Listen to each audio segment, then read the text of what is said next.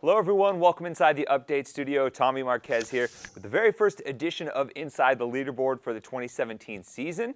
The Open is finally here, and today we're going to give you guys some benchmark stats about the Open in particular relating to last year, so you guys have some numbers in mind when maybe you're setting some goals for the Open workouts across these 5 weeks. And we're going to start with the very cream of the crop, what it takes to win, and more specifically, what it takes to win the Open worldwide and what it takes to win your region. We have here the average points, or the point totals, and the average placing for the two Open winners on the men and the women's side, Jamie Green and Noah Olson.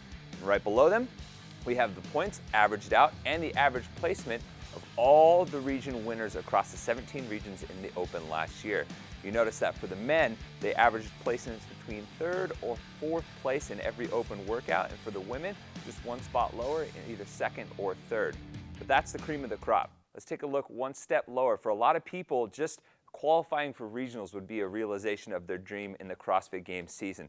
So let's take a look at what it might take to get to regionals based on some of last year's numbers. So what we did, we broke it down obviously between the men and the women's division, but we also split it up between how many qualifiers your region gets to go to regionals. Remember, they have 10, 20, and 30 qualifier regions. And these are the numbers for the last person guaranteed a spot at regionals. It's their average points across those regions as well as their average finish. So if you're one of those bubble athletes maybe thinking about possibly qualifying for regionals, you might want to circle a couple of these numbers, because if you look down for the men, for example, for the regions that qualify 20 athletes, the last person in averaged a 35th place finish in the Open across each workout. And across all of the categories, the women had a lower average finish in all 3 of the region categories than did the men. Those are the regional athletes, those are the Games athletes. For most of us, like myself included, our CrossFit Games season starts and ends with the Open. So let's take a look about how the majority of people, as average Joes, chose to attack the Open. We have a breakdown here based on what percentage of athletes, men and women, did all 5 workouts as prescribed, decided to scale 1 or more of the Open workouts, or did all 5 scaled.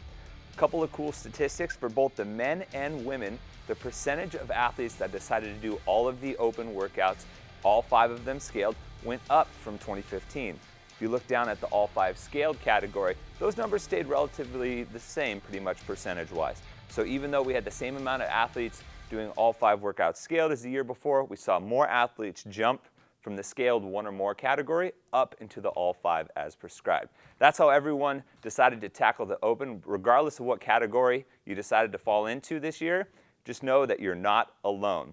But now we're looking forward to the Open, the first Open announcement. If you guys are tuning in, we have a ton of ways to watch.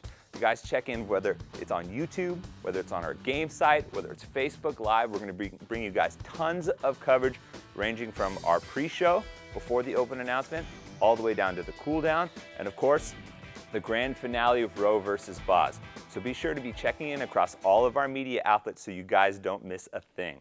That does it for this edition of Inside the Leaderboard. We'll be checking in with you guys next week. Best of luck on 17.1.